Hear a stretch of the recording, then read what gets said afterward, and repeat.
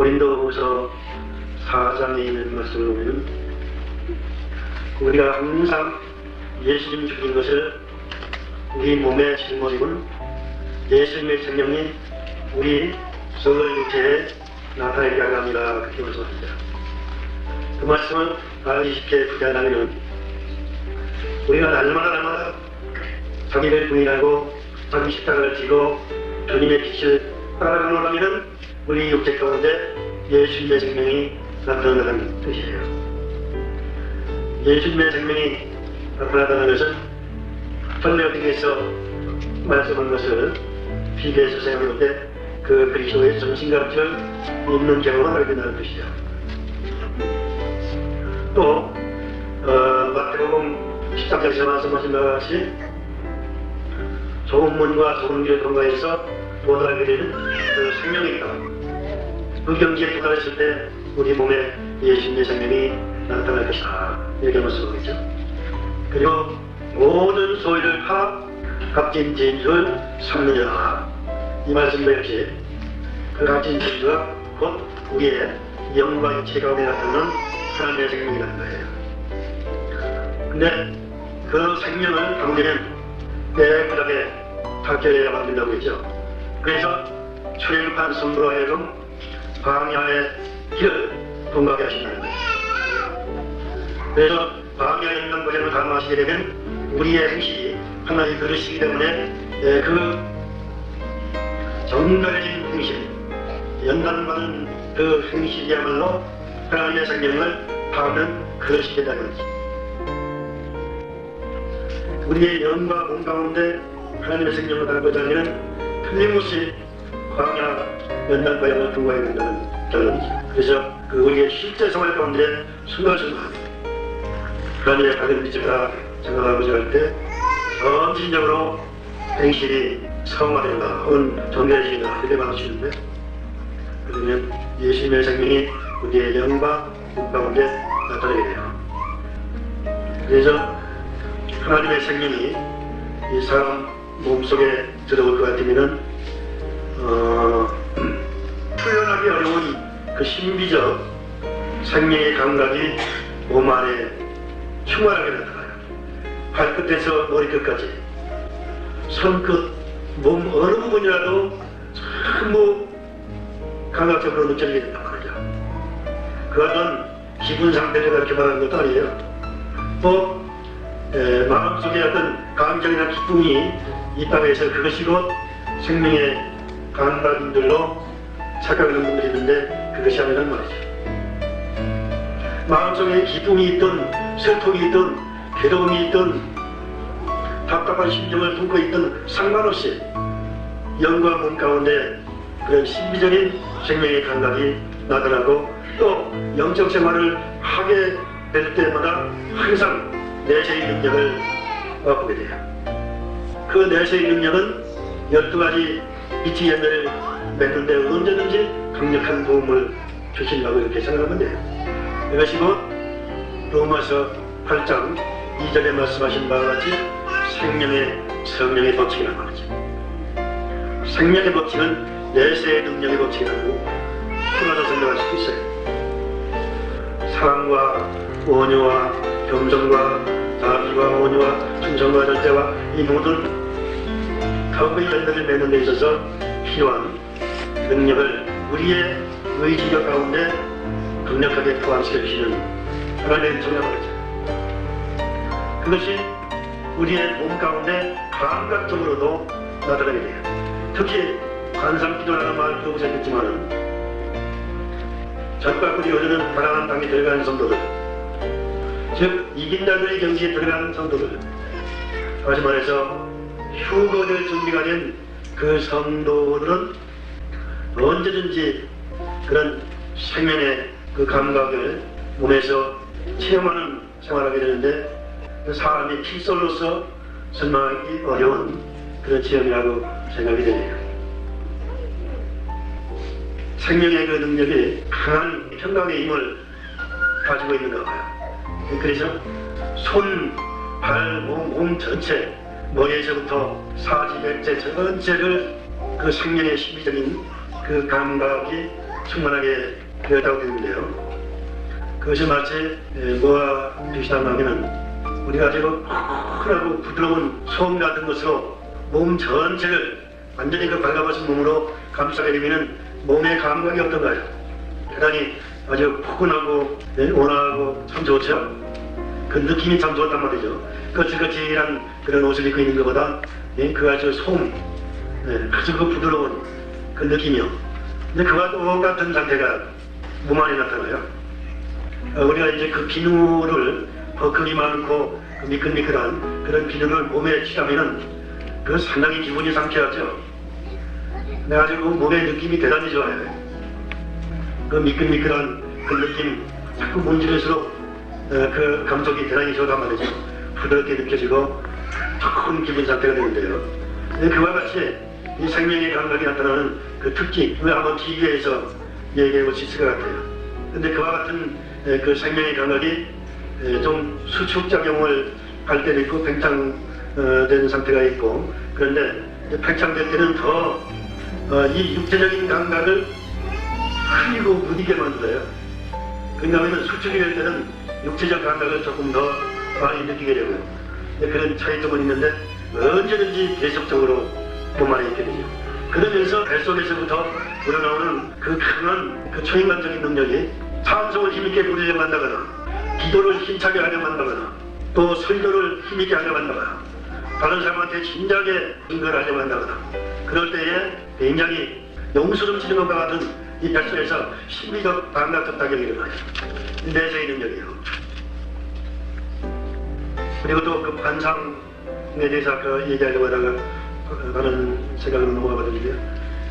주님만을 오직 사랑하면서 중심에 다른 생각을 일체 받아들이지 않고 오직 주님만을 사랑하는 마음 가지고 1시간이든 10시간이든 계속적으로 말이에요. 딴 생각을 일체 받아들이지 않고 오직 주님만을 사랑하는 생각을 받아들이게 될 때 이 몸 전체의 가장 중심은 뱃속인데요. 그 뱃속뿐만 아니라 몸 전체의 그 신비스러운 감각이 주님에 대한 사랑을 강렬하게 할 수 있도록 돕는데 인간으로서는 상상할 수 없는 행복이고 황홀경이에요. 정신을 완전히 통일시켜서 오직 주님만을 사랑하고자 하는 마음 가질 때 그것이 바로 관상생활이거든요. 그런 신비스러운 내세의 능력으로, 그러니까 그 하나님 생명의 감각으로 도와주지 않으면은 그 하나님을 향해서 그 뜨거운 사랑을 정신을 통일시켜가지고 갖기가 참 어려워요. 근데 몸 전체가 아주 조화롭게 주님만을 사랑할 수 있도록 돕게 되거든요. 우리의 선한 의지가 주님만을 사랑하고자 하는 그 마음이 있게 되는 거죠. 그러니까 많은 시간 있으면 있을수록 더 그 강하게 느낄 수가 있게 되는데요. 저 같은 사람은 참 관상의 시간들이 많지 못해서 상당히 안타까운 때가 많이 있어요. 손님들이 쉴 사이 없이 만나려고 하시니까 그것도 거부할 수도 없고요. 그래서 관상 기도하는 시간을 많이 가지고 싶어도 못 가는데, 아마 인간이 이 땅에서 누릴 수 있는 행복 중에서 최대의 행복이 관상 기도하는 시간일 거예요. 그러니까 아주 몸속에 있는 그 생명의 감각이 아주 신비롭게 하나님만을 전적으로 사랑할 수 있도록 강력하게 도와주신다고 말이죠. 마음만으로서 사랑하는 것이 아니고 몸속에 그 생명의 감각이 신비롭게 작용하심으로써 주님을 사랑할 수 있게 된다는 것이죠. 네, 그래서 이 생명의 감각이 나타나는 사람은 죄의 법칙에서 해방되게 하신다. 이것이 바로 로마서 8장에 들어간 성도가 경험하는 바이죠. 그리고 철로역대에서 말하는 사망의 음침한 골짜기를 딱 통과하게 되면, 그러니까 그 사망의 음침한 골짜기가 끝났다는 것이 무엇으로 표현되느냐면 이 말을 통해서 흘러들어오는 생명수의 복주, 다시 말해서 성령의 복주라는 경험이 시작되게 된단 말이죠. 그래서 하나님의 보호자로부터 그 복도수와 같이 흘러내리는 상태가 그때부터 시작된다는 거예요.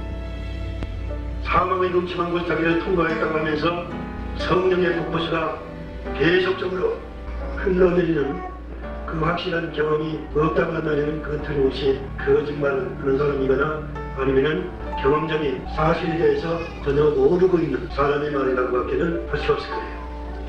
그것이 이스라엘 왕국 발달 과정에 맞춰서 생각해본다면 젖과 꿀이 흐르는 땅을 여호수아에 의해서 이스라엘 백성들에게 분배하게 된 그 순간, 그러니까 기업으로 땅을 받게 된 그 순간부터 이 생명수의 복주가 시작되는 것이란 말이죠. 그래서 언제든지 청각을 통해서 확실히 알 수 있도록, 또 이 말을 통해서 흘러들어오는데 그 촉각, 피부 감각으로 알 수 있도록 흘러내리시게 된다는 거예요. 소나기 내리는 소리, 폭포수 쏟아지는 소리, 이 레디오를 가지고 제 방에 오시는 분들한테 가끔 참고로 너무 똑같으니까 그 생명수가 흘러내리는 그 소리가 그와 똑같다고 그런 얘기를 하게 되는데요. 근데 그 같은 소리도 깊은 관상이 들어가면 그 관상 기도하는데 방해될까봐 하나님께서 아주 약하게 조절해 주세요. 근데 깊이 들어가기 전에는 계속 그렇게 강력한 소리가 들리긴 하지만은요. 그런 것처럼 청각으로 확실하게 알 수 있도록 그렇게 나타나는 것이지 그 어떤 기본상의 문제가 아니라는 거. 영음이야 얼마든지 들을 수가 있어요. 우리가 광야 신앙생활을 하는 동안에도 특히 계시사역자들은 그 영음 많이 듣죠.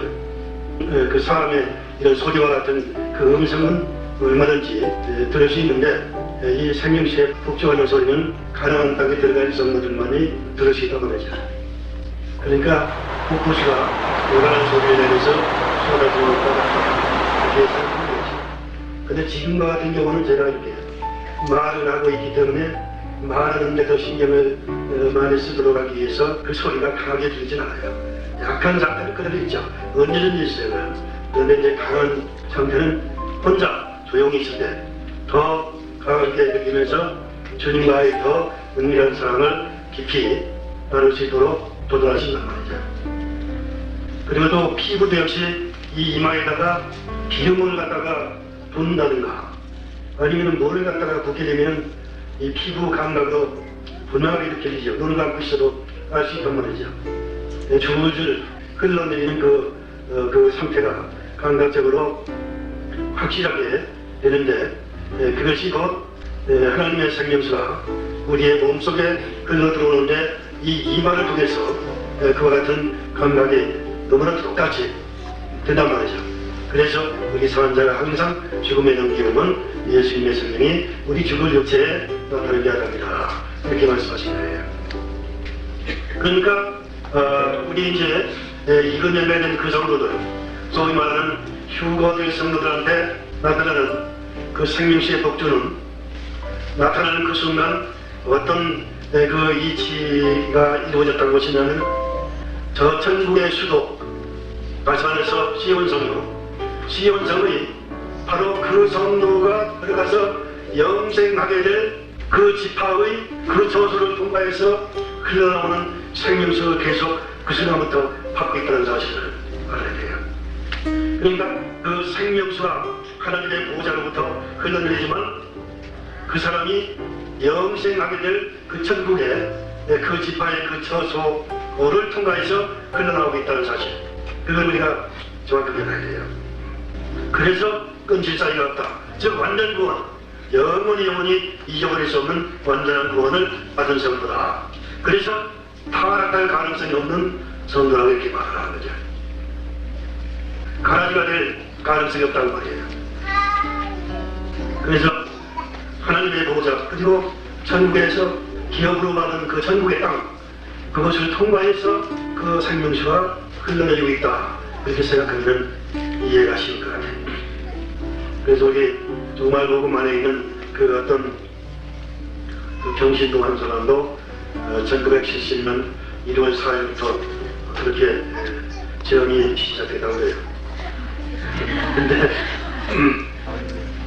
한 번도 그쳐본 적이 없어요.